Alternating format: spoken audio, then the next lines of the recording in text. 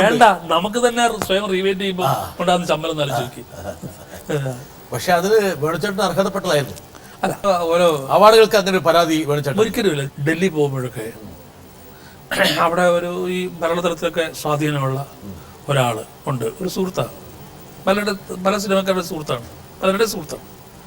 അപ്പോൾ ഇയാൾ പറഞ്ഞു, ചേട്ടാ എൻ്റെ കൂടെ 1-2 സ്ഥലത്തൊന്നും വരണം. എന്താ, ഒരു പത്മശ്രീ നമുക്ക് ഇത്തവണ ഒപ്പിക്കണം. നമ്മൾ പത്മശ്രീ ഒപ്പിക്കാനാണ്. ചേട്ടാ അങ്ങനെയൊക്കെയാണ് ആൾക്കാർ ഇതൊക്കെ സംഘടിപ്പിക്കുന്നത്. ചേട്ടൻ ഒന്നും അറിയണ്ട, ചുമ്മാ വണ്ടി എടുത്താൽ മതി, വന്ന് നിന്നാ മതി, ബാക്കി അറിഞ്ഞോളെന്ന് പറഞ്ഞു. ഞാൻ ആ വഴിക്കില്ല എന്ന് പറഞ്ഞു. അപ്പോൾ ഞാൻ പറഞ്ഞ പത്മശ്രീ ആയാലും അവാർഡുകളായാലും ഇതൊക്കെ തന്നെയും നമ്മൾ സ്വയമേവാകുന്നൊരു വാക്കുണ്ടല്ലോ, നമ്മളെ അന്വേഷിച്ച് വരുന്നതാണ് ഏറ്റവും നല്ല പുരസ്കാരം. താങ്കൾക്കൊരു സ്വയമേ ഒരു ഉത്സാഹമില്ല ഇങ്ങനെയുള്ള കാര്യങ്ങളിൽ? അല്ല, ഉത്സാഹം എന്നല്ല, ഉത്സാഹിക്കേണ്ടതല്ല, കിട്ടിയാന്നല്ല, ഉത്സാഹിച്ച് ഒരു സാധനം കിട്ടരുത് എൻ്റെ അഭിപ്രായം.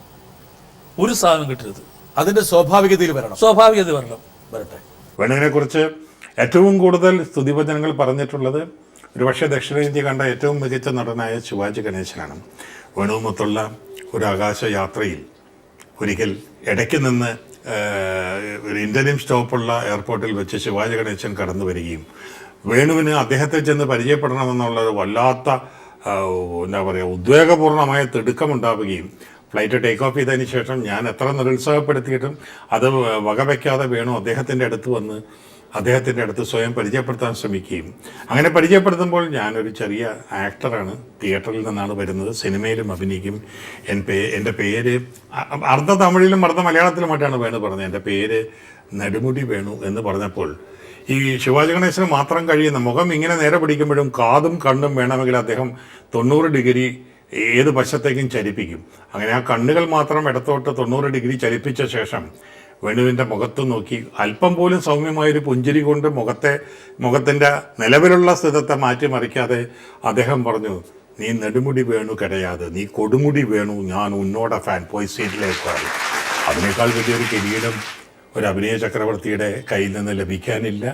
ഒരിക്കൽ ശിവാജി ഗണേശൻ്റെ വീട്ടിൽ വേണുവും ഞാനും മോഹൻലാലും അടങ്ങുന്ന ഒരു സംഘം ഒരു അതിഥികളായി ഒരു അത്താഴ വിരുന്നിന് ചെന്നു. പലതും പറയുന്ന കൂട്ടത്തിൽ ശിവാജി ഗണേശൻ പറഞ്ഞു, എൻ്റെ വീട്ടിലെ അഭിനേതാക്കൾക്കിടയിൽ നമ്മൾ ഇവിടെ ഇത്രയും നടന്മാർക്കിടയിൽ എൻ്റെ വീട്ടിലെ അംഗങ്ങൾക്കിടയിൽ ഒരു ആരാണ് കൂടുതൽ നല്ല നടൻ, ആരാണ് ഏറ്റവും കൂടുതൽ പ്രിയങ്കരനായ നടൻ എന്ന നിലയിൽ വോട്ടെടുപ്പ് നടത്തിയാൽ ഞാൻ കഴിഞ്ഞാൽ പിന്നെ ഏറ്റവും കൂടുതൽ വോട്ട് കിട്ടുക നെടുമുടി വേണുവിനാണ്. അപ്പോൾ കൊതിയോടെ പ്രഭുവിനെ ചൂണ്ടിക്കാണിച്ചുകൊണ്ട് പ്രതാപത്തൻ ചോദിച്ചു, ഹൗ അബൌട്ട് പ്രഭു എന്ന് ചോദിച്ചു. അവന് ഡെപ്പോസിറ്റ് പണം പോലും പോയിടുമെന്നാണ് പുള്ളി പറഞ്ഞത്. കാരണം അത്ര പോലും സ്വന്തം മകനോടുള്ള വാത്സല്യം നിലനിർത്തിക്കൊണ്ട് തന്നെ വേണുവിന് തനിക്ക് തുല്യമായ അഭിനയ സിദ്ധിയുടെ ആദരവ് പകുത്തു നൽകുന്നതിൽ കുടുംബാംഗങ്ങളുടെ മുന്നിൽ വെച്ച് പോലും ശിവാജി ഗണേശൻ പ്രകടിപ്പിച്ചിട്ടുള്ള ആദരപൂർണമായ സമീപനം ഞാൻ ഓർക്കുന്നു. വേണുവിലെ നടനോട് കൂടുതൽ സത്യസന്ധത കാണിച്ചാൽ മലയാള സിനിമയ്ക്ക് മാത്രമല്ല അഭിനയധാരയ്ക്ക് തന്നെ ആഹ്ലാദപൂർവം കാലത്തിൻ്റെ അതിരുകളോളം സൂക്ഷിക്കാൻ കഴിയുന്ന മാതൃകകൾ, പ്രകാശന ദൃഷ്ടാന്തങ്ങൾ വേണുവിൽ നിന്ന് ഇനിയും ലഭിക്കും. അതിലേക്കാവട്ടെ വേണുവിൻ്റെ സ്വാസ്ഥ്യം നഷ്ടപ്പെടുത്തുന്ന എല്ലാ ശ്രമവും എല്ലാ ചുവടുവയ്പ്പും എന്ന് വേണുവിലെ നടനെ സ്നേഹിക്കുന്ന ഒരു വ്യക്തി എന്ന നിലയിൽ ഞാൻ ആശംസിക്കുന്നു. ജോൺ പോൾ വിശദമായിട്ട് വേണുചേട്ടനെ ഒന്ന് അപഗ്രഥിച്ചു. അല്ല, അത് ജോൺ പോൾ ആണ് ഏറ്റവും കൂടുതൽ നല്ല, എനിക്ക് ഒരുപാട് കഥാപാത്രങ്ങൾ എഴുതിയിട്ടുള്ള ജോൺ പോളാണ്. പിന്നെ വളരെ ചാമരം മുതൽ ഇങ്ങോട്ടുള്ള പരിചയം, എൻ്റെ എല്ലാ ബലവും ബലഹീനതയും നടൻ എന്നുള്ള നിലയും തിരിച്ചറിയുന്ന ആളാണ്. ഒരു മനുഷ്യൻ എന്നുള്ള നിലയിൽ രണ്ട് തരത്തിലും തിരിച്ചറിയാവുന്ന ആളാണ് ജോൺ പോൾ. ശിവാജി ഗണേശൻ എനിക്ക് തോന്നുന്നു വേണുചേട്ടന് വേണ്ടി ഒരു അവാർഡ് നൽകാൻ രോഗശയിൽ നിന്നാണ് വന്നത് അല്ലേ? അതെ, ഫിലിംഫെയർ അവാർഡ്. ഫിലിംഫെയർ പിന്നെ ആദ്യം വരില്ല എന്ന് പറഞ്ഞു, അത് സംഘാടകരായിട്ട് പറഞ്ഞു വരില്ല എന്ന് പറഞ്ഞു, എനിക്ക് വയ്യ. പിന്നെ ആർക്കാ കൊടുക്കേണ്ടതെന്ന് ചോദിച്ചു. പറഞ്ഞു നെടുമുടി വേണം. അപ്പടിന്നാ ഞാൻ പറയേ കൊടുമുടിയെ പറയേ. അങ്ങനെ വന്നു. അത് ഞാൻ ഒതിച്ചാണ് ഇരുന്നത്. അപ്പൊ എന്തൊക്കെ പറഞ്ഞു, ഞാൻ ഉങ്ങൾക്കാക വന്നേ എന്ന് പറഞ്ഞു. അതായിരുന്നു ലാസ്റ്റ് ശിവാജി ലാസ്റ്റ് അപ്പിയറൻസ്. അതായിരുന്നു. സ്റ്റേജിൽ വന്നു, ബുദ്ധിപക്ഷെ ഒന്നും ഭാവിക്കുകയല്ല. അങ്ങനെ തന്നു, സമ്മാനം തന്നു, കെട്ടിപ്പിടിച്ചു. അപ്പം മൈക്ക് തന്നു എൻ്റെ കയ്യിൽ. കമൻറ്റ് പറയണമല്ലോ. അപ്പം ഞാൻ പ്രിപ്പയർഡ് അല്ല. ഞാൻ വളരെ എക്സൈറ്റഡ് ആയിരുന്നു. കാരണം അദ്ദേഹത്തിൻ്റെ പ്രകടനവും അപ്പോൾ ആളുകൾ ഇപ്പോൾ ഈ ലൈഫ് ടൈം അച്ചീവ്മെൻ്റ് ആയതുകൊണ്ട് ആളുകളെല്ലാം എഴുന്നേറ്റ് നിന്ന് തെന്നിന്ത്യയിലെയും മറ്റേ നോർത്ത് ഇന്ത്യയിലൊക്കെ ഉള്ള താരങ്ങളുണ്ട്, അവരെല്ലാം എഴുന്നേറ്റ് നിന്നിട്ടാണ് ഇത് നമ്മളെ എതിരേൽക്കുന്നത്. അപ്പം ഞാൻ പറഞ്ഞു, I am receiving this award as Ekalavya from Dronacharya എന്ന് പറഞ്ഞു. അതാണ് എനിക്കപ്പം തോന്നിയ അവസാനത്തെ അപ്പിയറൻസ്. ആയിരുന്നു. ശിവാജിയെ പോലെ തന്നെ വേണുചേട്ടനെ സ്നേഹിക്കുന്ന ആൾക്കാർ എനിക്കൊന്നും കമൽഹാസൻ ഒരിക്കലും പറഞ്ഞിട്ടുണ്ട്, താങ്കളെ തമിഴിന് കിട്ടണമായിരുന്നു കുറേ കൂടി. അതെന്നിൽ തന്നെ പറഞ്ഞിട്ടുള്ളതാണ്. അല്ല, കാരണം തമിഴിന് കിട്ടിയിരുന്നെങ്കിൽ താങ്കളെ ഒരുപാട് കടഞ്ഞെടുക്കാമായിരുന്നു. അല്ല, കമൽഹാസൻ പറഞ്ഞത്, നിങ്ങളിനി മലയാളത്തിൽ അഭിനയിച്ചിട്ടൊരു കാര്യമില്ല. നിങ്ങൾ എന്ത് കാണിച്ചാലും മലയാളിയെ വിസ്മയിപ്പിക്കാൻ പറ്റില്ല. കാരണം നിങ്ങൾ ചെയ്യാവുന്നതിൻ്റെ മാക്സിമം ചെയ്ത് കഴിഞ്ഞു. പുള്ളി പറയുന്നതാണ്. അതുകൊണ്ട് തമിഴിലേക്ക് വരിക. ഞാൻ നിങ്ങളുടെ സെക്രട്ടറി ആയിട്ടോ പി ആയിട്ടോ വർക്ക് ചെയ്യാം. ഇവിടെ വന്നാൽ നമുക്ക് ഒന്നു മുതൽ തുടങ്ങാം. You will get more exposure, you will get more money എന്നാണ് പുള്ളി പറഞ്ഞത്. പക്ഷെ ഏതാനും തമിഴ് പടങ്ങളിൽ അഭിനയിച്ചിട്ടുണ്ടെങ്കിലും വേണുചേട്ടൻ കംഫർട്ടബിൾ അല്ല. ഇത് പിന്നെ ഈ ശങ്കറിന്റെ സിനിമയിൽ അഭിനയിച്ചപ്പോൾ പരീക്ഷകൾക്ക് പോയി എപ്പോഴും വിളിക്കും ഹീറോയിനുടെ അപ്പ, ഹീറോയുടെ അങ്ങനെയുള്ള വേഷങ്ങൾ നമ്മൾക്ക് ചെയ്തിട്ട് കാര്യമില്ലല്ലോ. എന്തെങ്കിലും രസമുള്ള വേഷങ്ങൾ വരികയാണെങ്കിൽ ചെയ്യാം. എന്തെങ്കിലും ഒരു പുതുമ വേണം. അല്ലാതെ ഇതിപ്പോ ഇത് മലയാളത്തിലാണ് എന്നെ കാസ്റ്റ് ചെയ്തില്ല. ഒരു CBI ഓഫീസറായിട്ടോ അല്ലെങ്കിൽ ഇങ്ങനൊരു ഒരു ഓഫീസറായിട്ട് എന്നെ ഒരിക്കലും കാസ്റ്റ് ചെയ്യും. കാരണം അതിന് നല്ല ഹൈറ്റ് തടിയും പൊക്കമൊക്കെ വേണമെന്നാണ് വെപ്പ്. അപ്പൊ ഇത് രസമുള്ള വേഷമായിരുന്നു. ഞാൻ വലിയ പ്രോജക്റ്റാണ്. ഞാൻ മലയാളത്തിൽ ചെയ്യാത്ത വേഷമാണ്. പിന്നെ കമൽഹാസനായിരുന്നു ഏറ്റവും കൂടുതൽ നിർബന്ധം ഞാൻ വേണമെന്നുള്ളത്. ശങ്കർ വളരെ കൺവീനിയന്റ് ആയിരുന്നു. വരുന്നവരെല്ലാം വിളിച്ച് കാണിക്കും, പാരടാ എപ്പോഴും തടുപ്പത് പാരടാ എന്നൊക്കെ പറഞ്ഞ് ഇത് ഈ മോണിറ്റർ വന്നിട്ട് കാണിക്കും. അപ്പൊ അതിലൊരു സീനിൽ രസമുള്ള സീൻ എന്ന് വെച്ചാൽ, ഞാൻ ഇയാളെ അറസ്റ്റ് ചെയ്യും, കമൽഹാസനെ അറസ്റ്റ് ചെയ്യും. അന്ന് ശനിയാഴ്ചയാണ്. പിറ്റേ ദിവസം കോടതിയില്ല. പോലീസിന് വിട്ടുകൊടുത്താൽ അവർ ഇയാളെ കണ്ടവനും മർദ്ദിക്കും. അപ്പൊ ഇയാൾക്കൊരു ബഹുമാനമുണ്ട് അയാളോട്. അയാൾ ചെയ്യുന്നതൊക്കെ നല്ല കാര്യത്തിലാണെന്നുള്ള ഒരു ബഹുമാനം ഈ ഓഫീസർക്കുണ്ട്. അപ്പോൾ അയാളെ കൊണ്ട് നേരെ കോടതി ഹാജരാക്കണം എന്നാണ് ഇയാളുടെ ആഗ്രഹം. അപ്പോൾ അയാൾ നേരെ വീട്ടിൽ കൊണ്ടുവന്നിട്ട് അവിടെ ഒരു ഗ്യാസ് സ്റ്റൗവിൻ്റെ അവിടെ ചങ്ങല കെട്ടി അവിടെ ഇടും കമൽഹാസനെ. പറയും, ഞാൻ അടുത്ത ദിവസം നിന്നെ കൊണ്ടുപോയി ഞാൻ കോടതിയിൽ ഹാജരാക്കും, താങ്ക് യു വെരി മച്ച് എന്ന് പറഞ്ഞിട്ട് ഈ കൈ ഇങ്ങനെ കാണിക്കും. അപ്പം ഞാൻ കൈ കൊടുക്കണം. ഞാൻ പറയും, കൈ പിടിച്ചിട്ട് ഞാൻ പറയും, വേണ്ട, உங்களுக்கு മർമ്മം തരികയാണ്, എനിക്ക് തരികയെന്നല്ല, അത് വേണ്ട, ആ പരിപാടി വേണ്ടെന്ന് പറയും. അപ്പം ഞാൻ പറഞ്ഞു, ഡയലോഗ് വേണ്ട, ഡയലോഗ് പറയണ്ടെന്ന് പറഞ്ഞു. അപ്പം ശങ്കർ ചോദിച്ചു, ഡയലോഗ് പറയാൻ മേപ്പടി, ഡയലോഗിൽ കൺവേ വേണ്ടാ, ഞമ്മളെ കൺവേ പണില്ല, കൈ തീട്ടിട്ട്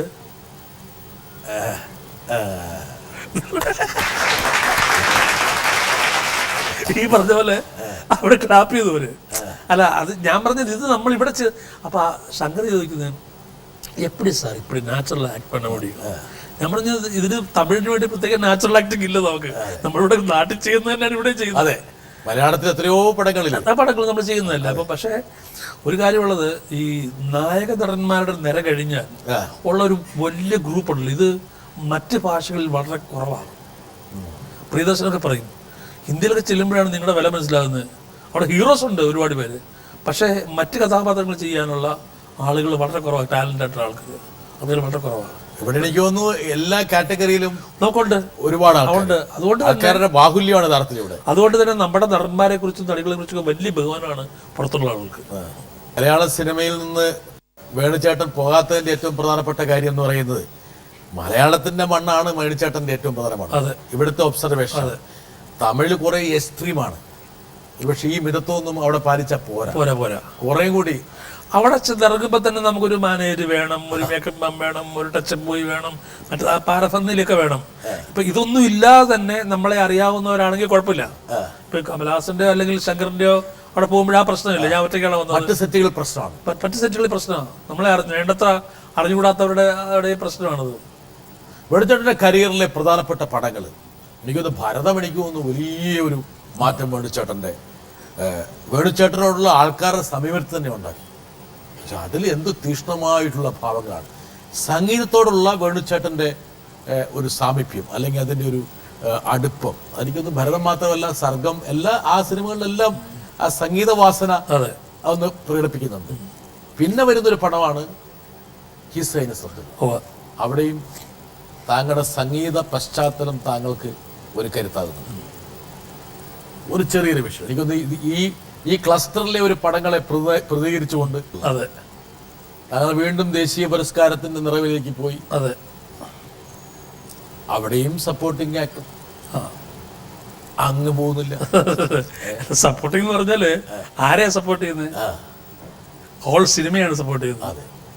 അപ്പൊ അതിന് സിനിമയെ തകർന്നു അതിന് നല്ല പ്രയോഗമാണ് സപ്പോർട്ട് ചെയ്യുന്നത്. പിന്നെ ഈ പറഞ്ഞ ഭാഗവതന്മാരുടെ കാര്യം പറഞ്ഞത്, ഇപ്പം ഭരതത്തിലെ ഭാഗവതർ എന്ന് പറഞ്ഞാൽ അയാളൊരു പെർഫോമിംഗ് ആർട്ടിസ്റ്റാണ്. സർഗത്തിലെ ഭാഗവതര് പഠിപ്പിക്കുന്ന ഇതൊരു ആസ്വാദകനാണ്. ഇതൊരു ആസ്വാദകനാണ്. അപ്പൊ ഈ 3 പേരും പാടുന്ന ശൈലിക്ക് പാടുമ്പോൾ ഉള്ള ആംഗ്യ വിക്ഷേപങ്ങൾക്ക് വ്യത്യാസമുണ്ട്. ഒന്ന് മധുരിപു ഭഗവാൻ മാനസമുരളിയെ ചുംബിച്ചുണർത്തുന്നൊരാനന്ദ ലഹരിയിൽ ആന്തോളനം ദോളനം എന്ന് പറയുമ്പോൾ പഠിപ്പിക്കലാണ്, മറ്റത് പെർഫോമൻസ് ആണ്.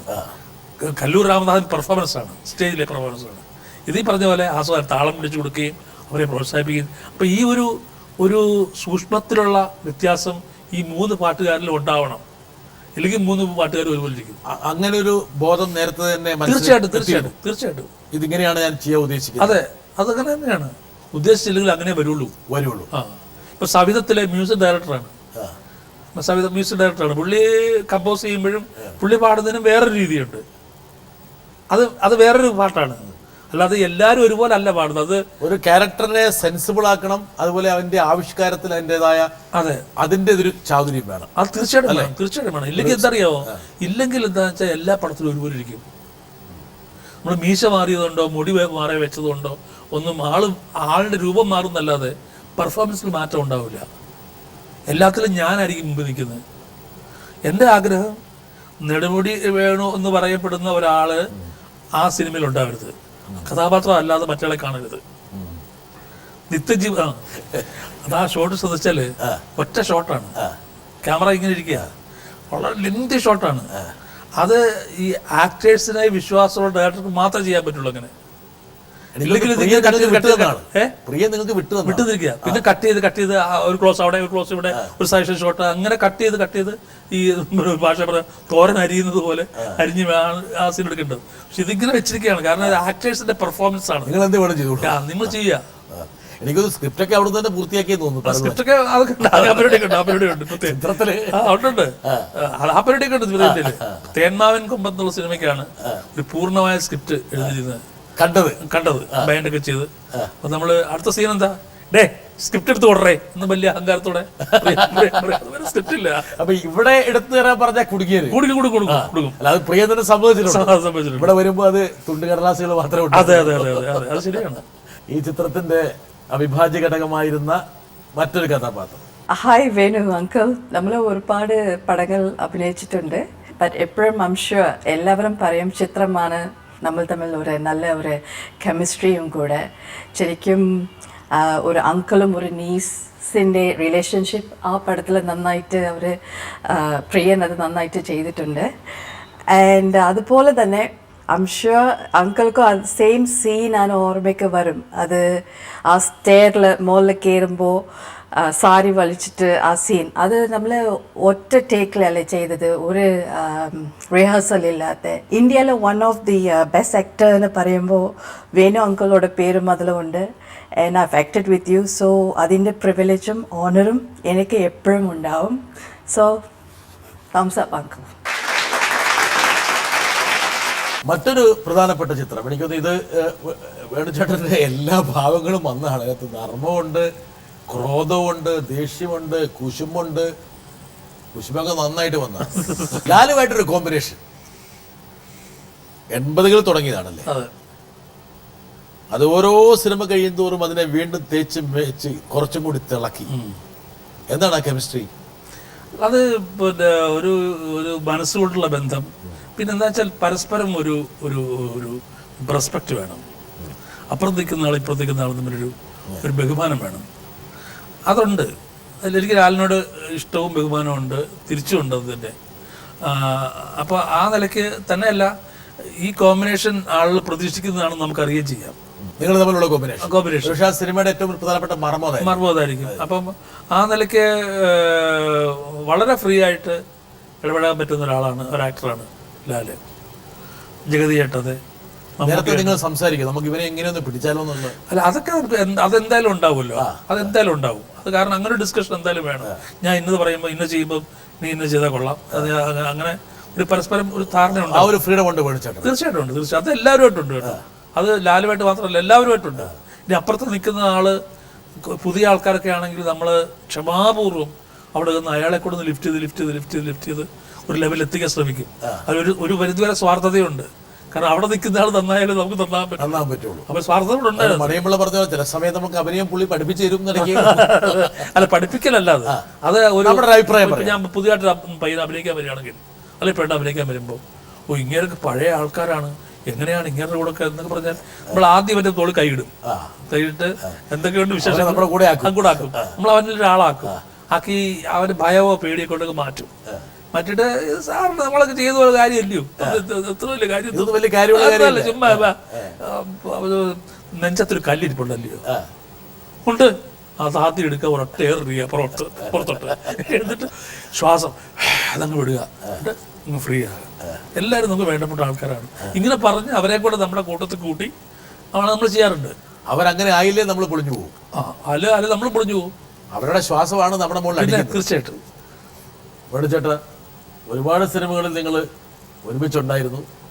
ഒരു നടൻ്റെ അഭിനയം കണ്ട് അയാളെ നേരിട്ട് ചെന്ന് കണ്ട് അഭിനന്ദിക്കണമെന്ന് തോന്നി. അതാരാണെന്നോ? നെടുമുടി വേണു. എനിക്ക് ഒരുപാട് ബഹുമാനവും സ്നേഹവും ഉള്ള ഒരു വ്യക്തിയാണ് വേണു. ആദ്യം എൻ്റെ മകനായിരുന്നു, മകനായിട്ടാണ് അഭിനയിച്ചത്. സിനിമയുടെ പേര് ഓർമ്മയില്ല, സീമയായിരുന്നു നായിക, അത് മാത്രം അറിയാം. പിന്നെ തേന്മാവിൻ കൊമ്പത്ത്, അതിൽ സഹോദരനാണ്. അതിൽ അടി കൊടുക്കുന്ന സീനൊക്കെ ഉണ്ട്, കള്ളു കുടിച്ച് വന്നിട്ട്. പിന്നെ ഇതിലാ ഭർത്താവായി, കണ്ണു കാണാൻ വയ്യാത്ത 2 ഭാര്യയും ഭർത്താവും. ഏത് വേഷം കെട്ടിയാലും അതായി മാറുന്നു. പ്രൗഢ ഗംഭീരമായ ഒരു ലുക്ക്. ഒരുപാട് പൊക്കം എന്തിനാ മനുഷ്യനൊന്ന് തോന്നിപ്പോവും. അത് ആ നിപ്പിലും നടത്തയിലും സംസാരത്തിലും ഒക്കെ ആ ഒരു ആഢ്യത്വം ഉണ്ട് പുള്ളിക്ക്. തിലകൻ ചേട്ടന് ശേഷം എനിക്ക് ഒരു പറ്റിയ ജോഡി വേണുവാണെന്ന് എനിക്ക് തോന്നിയിട്ടുണ്ട്. ഒരുപാട് അയവറക്കാരുണ്ട് വനമശേരിക്കും. അത് ഈ തകര ഷൂട്ടിംഗ് നടക്കുമ്പോൾ ലളിതച്ചേട്ടൊക്കെ പറഞ്ഞു, ലളിതച്ചി അത് ആരവത്തിന്റെ പ്രിവ്യൂ ഒറ്റ കണ്ടതാണ്, ആരവം റിലീസായിട്ടില്ല. ലളിതച്ചി പറഞ്ഞു ഞാൻ ഒരാൾ കാണാൻ മതി, രാവിലെയാണ് എന്ന് പറഞ്ഞു. ഞാൻ പതുക്കെ ഇറങ്ങി ചെല്ലുമ്പോൾ നമ്മൾ സിനിമയുടെ ഭാഷ പറഞ്ഞ ബാക്ക് ലൈറ്റാണ്, കിഴക്കുന്നുള്ള പ്രകാശം ഇങ്ങനെ അടിക്കുകയാണ്. വെള്ള സാരിയെ കൊടുത്ത് ഈ മുടി കഴിച്ചിട്ട് സാക്ഷാൽ കവിർ പൊന്നമ്മച്ചേച്ചി ഇങ്ങനെ നിൽക്കുക. ഞാൻ വിശ്വസിച്ചില്ല, കാരണം സിനിമയെ കണ്ടുള്ള രൂപം എനിക്ക് നേരിട്ട് ജീവിതത്തിൽ കണ്ടില്ല ആരെ. ഞാൻ താങ്കളെ കാണാൻ വന്നതാണ്, ഞാൻ താങ്കളുടെ സിനിമ കണ്ടു, ഞാൻ ജീവിതത്തിൽ ആദ്യമായിട്ടാണ് ഒരാളെ കാണാൻ വരുന്നതെന്നൊക്കെ അന്ന് പറഞ്ഞു. അപ്പം ഞാൻ ഒന്നും മിണ്ടില്ല, ഞാനൊന്നും മിണ്ടാൻ വയ്യാതായിപ്പോയി എനിക്ക്. അതിങ്ങനെ അസ്തപ്രജ്ഞായിട്ട് നിന്നുപോയി. പിന്നെ എത്രയോ സിനിമകൾ ഞങ്ങൾ ഒന്നിച്ച് പറഞ്ഞ പോലെ ഭർത്താവായിട്ടും പിന്നെ സഹോദരനായിട്ടും അമ്മയായിട്ടും മകനായിട്ടും ഒക്കെ അഭിനയിച്ചു. എനിക്ക് തോന്നുന്നു ഇവരുടെയൊക്കെ മനസ്സിലുള്ള ആ എന്താ പറയുക, ആ ഓർമ്മകളാണ് എനിക്ക് തോന്നുന്നു വേണുചേട്ടൻ നടനെ കൂടുതൽ മിഴിവും മികവും പകരുന്നത്. അതിനിടയിൽ ഹിസൈനസ് അബ്ദുള്ള വന്നപ്പോൾ നമ്മൾ വിട്ടുപോയൊരു സംഭവമുണ്ട്. ആ റോള് എനിക്ക് വേണ്ടി വെച്ചതാണ്, അവൻ തട്ടിയെടുത്തുകൊണ്ട് പോയതാണ് എന്ന്.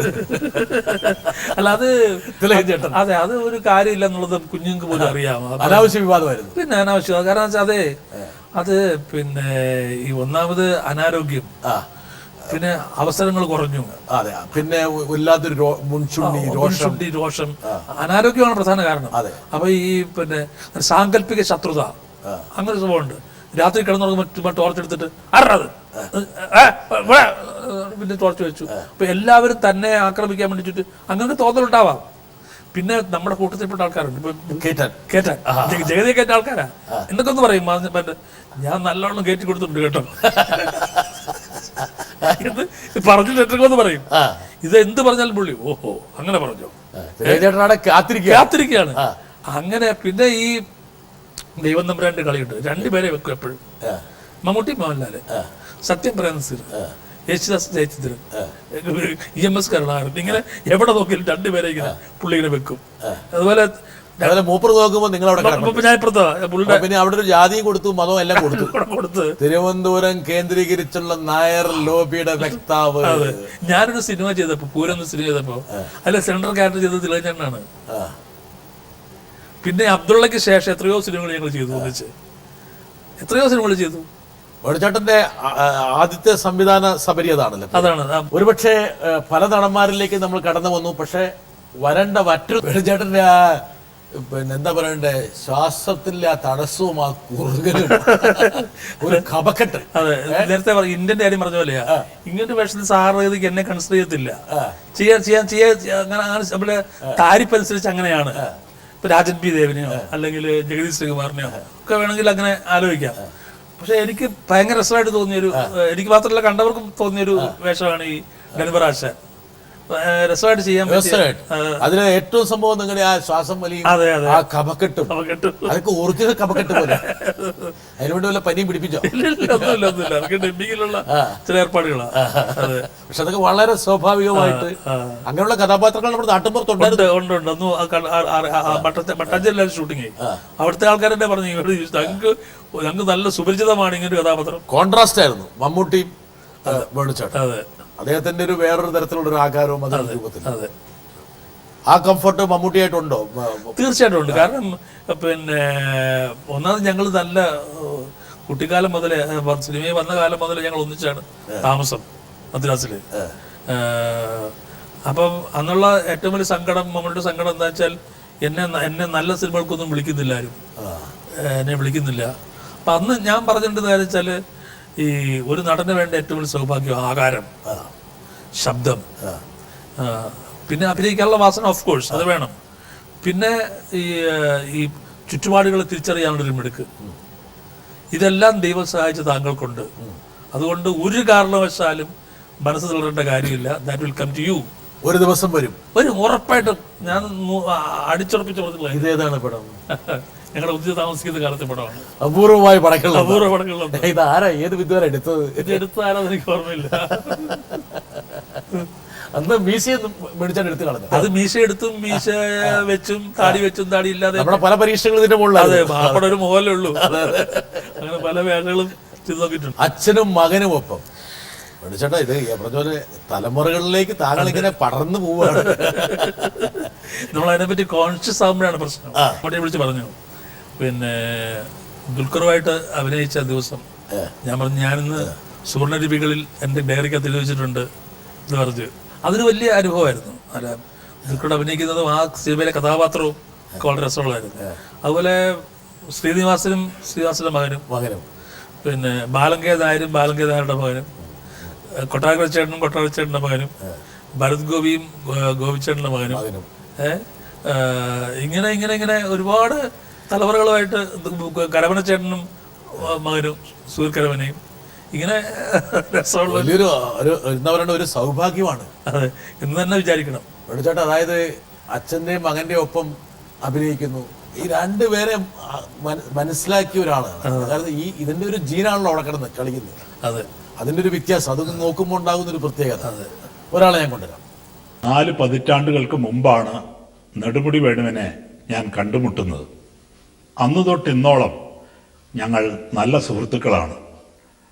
അതിനിടെ വേണു ഇന്ത്യൻ ചലച്ചിത്രവേദിയിലെ ഏറ്റവും മികച്ച നടന്മാരിൽ ഒരാളായി മാറി. മലയാളത്തിൻ്റെ അഭിമാനമായി.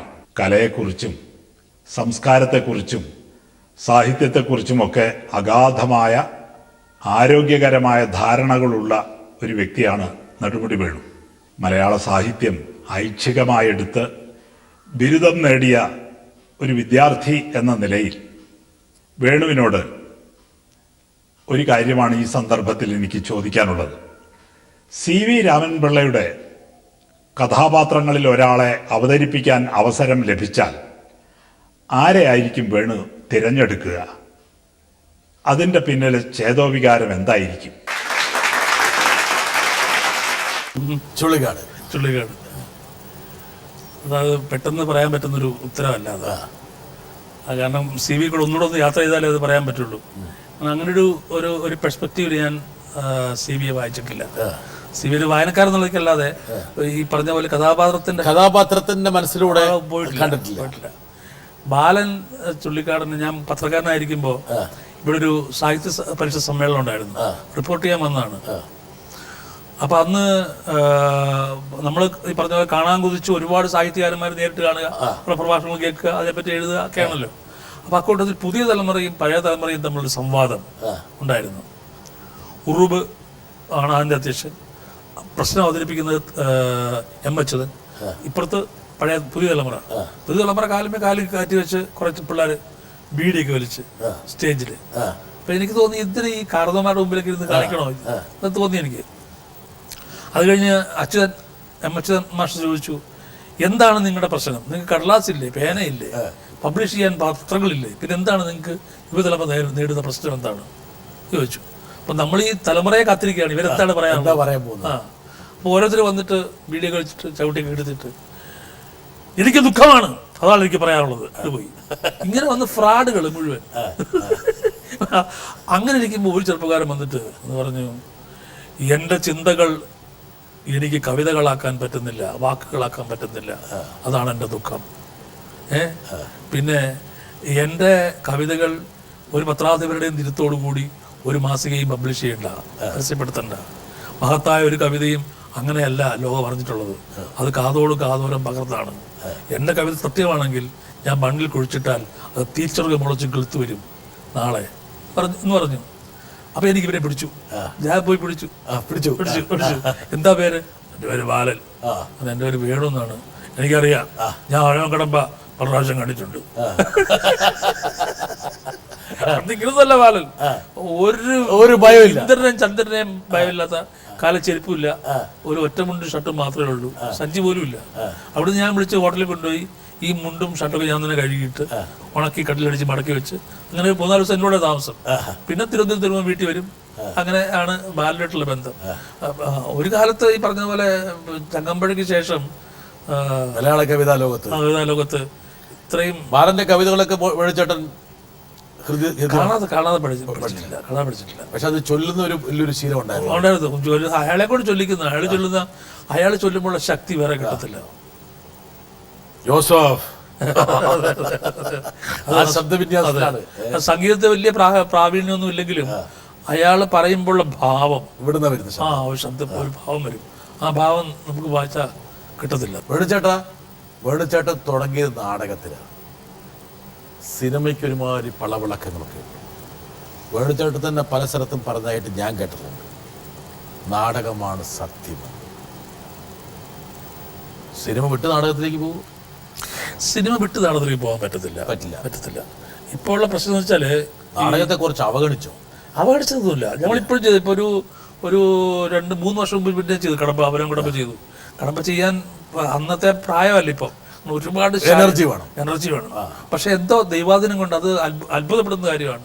ഒരു 10-40 വർഷം പുറകോട്ട് ശിക്കുന്നൊരു പോക്കാണ് ഈ നാടകം ചെയ്യുമ്പോൾ. അത് ചെയ്യാൻ പറ്റി. അതൊന്നും പിന്നെ ഈ ഇത് കടമ്പയൊക്കെ നമ്മൾ 10-100 റിഹേഴ്സ് ചെയ്തിട്ടാണ് സ്റ്റേജ് ചെയ്യുന്നത്. അപ്പം അത്രയും ഒരു സാവകാശം ഇപ്പം കിട്ടുന്നില്ല എന്നുള്ള സത്യമാണ്. ഇപ്പം കുഞ്ചൻതമ്പ്യാർ നേരത്തെ പറഞ്ഞതുപോലെ കാവാലം കുഞ്ചൻതമ്പ്യാർ എഴുതിയപ്പോൾ അതിനകത്ത് പബ്ലിഷ് ചെയ്യുമ്പോൾ എഴുതിയിട്ടുണ്ട്, നെടുമുടി വേണുവാണ് ഈ വേഷം ചെയ്യുന്നത്. പക്ഷെ അങ്ങോട്ട് അടുക്കാൻ പറ്റുന്നില്ല എനിക്ക്. എല്ലാം ബാക്കി എല്ലാ കാര്യങ്ങളും വിട്ടിട്ട് അങ്ങോട്ട് എടുക്കാൻ പറ്റും. ബോംബെയിലൊക്കെ ആണെങ്കിൽ ഈ പറഞ്ഞ പോലെ ഷൂട്ടിംഗ് കഴിഞ്ഞ് നേരെ തിയേറ്ററിൽ പോയാൽ മതി, നേരെ തിയേറ്ററിൽ പോകാം. പല നടന്മാരും അങ്ങനെ ചെയ്യുന്നുണ്ട്. എനിക്ക് തോന്നുന്നു വേണമെങ്കിൽ താങ്കളവിടെ ഇരുത്തി വേണം ഒരു ദിവസം മുഴുവൻ നമുക്ക് സംസാരിക്കാം. എനിക്ക് വെച്ചാൽ എന്താ പറയാ, നമ്മൾ തമ്പ മുതൽ പാവാട വരെ നമ്മൾ എത്തി നിൽക്കുന്ന ഒരു സംഭാഷണം. ഇത്ര വേഗതയിൽ പോകണമായിരുന്നു എനിക്ക് തന്നെ ഒരു ആലോചന ഉണ്ടാകും. പക്ഷെ എന്ത് ചെയ്യാൻ പറ്റും, എല്ലാ ഷോയ്ക്കും അതിന്റെ പരിമിതി. നമുക്ക് ഈ ഷോ അവസാനിപ്പിക്കേണ്ട സമയമായിരിക്കുന്നു. പക്ഷെ താങ്കളുടെ എന്താ പറയണ്ട ഒരു ഒരു ഒരു മുദ്രയായിട്ടുള്ള ചില പാട്ടുകളിൽ ഒരു 2 വരി ഒന്ന് നമുക്ക് പാടിക്കൊണ്ട് ഇത് അവസാനിപ്പിക്കും. കുമ്മാട്ടി അരവിന്ദന്റെ സിനിമ ഭയങ്കര രസമുള്ള സിനിമയായിരുന്നു, കുട്ടികൾക്കുള്ള സിനിമയാണ്.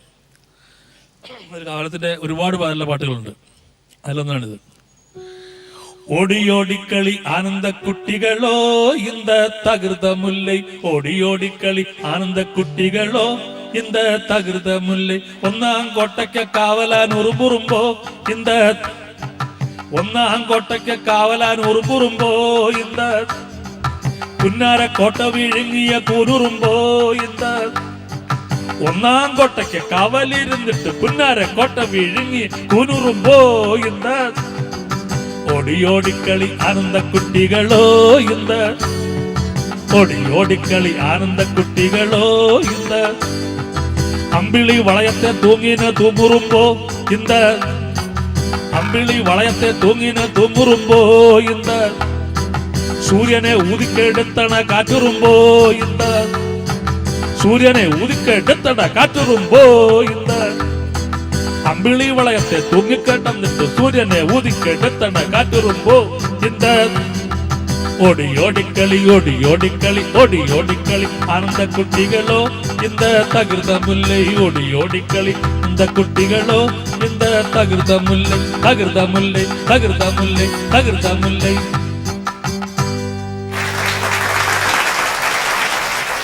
വലിയ വലിയ ഉയരങ്ങളിലേക്ക് വീണ്ടും വീണ്ടും വേണുചേട്ടൻ പ്രവേശിക്കണം. സഹനടനല്ല, മുഴുനടനായിട്ട് രാജ്യം അംഗീകരിക്കണം. താങ്കളുടെ മനസ്സിലുള്ള ഒരുപാട് കഥാപാത്രങ്ങളെ ആവിഷ്കരിക്കാനുള്ള ഭാഗ്യം വേണുചേട്ടന് വരണം. ഞങ്ങളുടെ ആശംസയാണ്, ആഗ്രഹമാണ്. ഈ ആഗ്രഹത്തോടു കൂടിയിട്ട് ഇത്രയും സമയം ഞങ്ങളോടൊപ്പം മനസ്സ് തുറന്ന് ചെലവഴിച്ച ശ്രീ നെടുമുടി വേണുവിന് എല്ലാവിധ ആശംസയും. വളരെ സന്തോഷം, വളരെ സന്തോഷം.